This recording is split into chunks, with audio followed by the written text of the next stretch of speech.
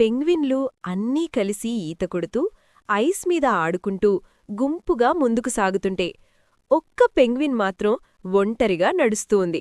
దారి తప్పాడా? ఎక్కడికి వెళుతున్నాడు? ఇలా ఎందుకు ఒంటరిగా? నిజానికి అతను పారిపోవడంలేదు. అతనొక చిన్న విరామం తీసుకుంటున్నాడు. శబ్దాలనుంచి, అంచనాలనుంచి, ఇలా ఉండాలి, అలా ఉండాలి అనే మాటలనుంచి. హృదయం ఖాళీగా అనిపించింది.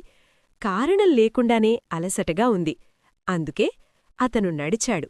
ఎక్కడికి వెళుతున్నాడో తెలియకపోయినా ఆగిపోవడం కన్నా నడవడమే తేలిగ్గా అనిపించింది. బాగా చలిగా ఉంది. గాలి బలంగా వీస్తుంది.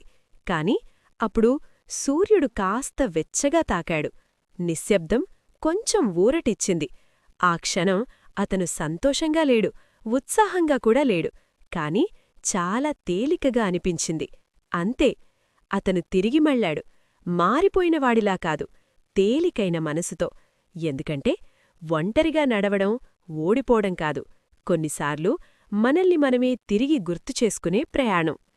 ఈ చిన్ని ప్రయాణంతో పెంగ్విన్ మనకు మన దారి మనమే ఎంచుకోవాలని, అందరూ చేస్తుందే మనం చేద్దామని, గుంపు వెంటే వెళ్లకుండా సమాజం ఏమనుకుంటుందో అని వదిలేసి నీ మనసుకు ఏమవసరమో అర్థం చేసుకో అని గుర్తుచేస్తుంది.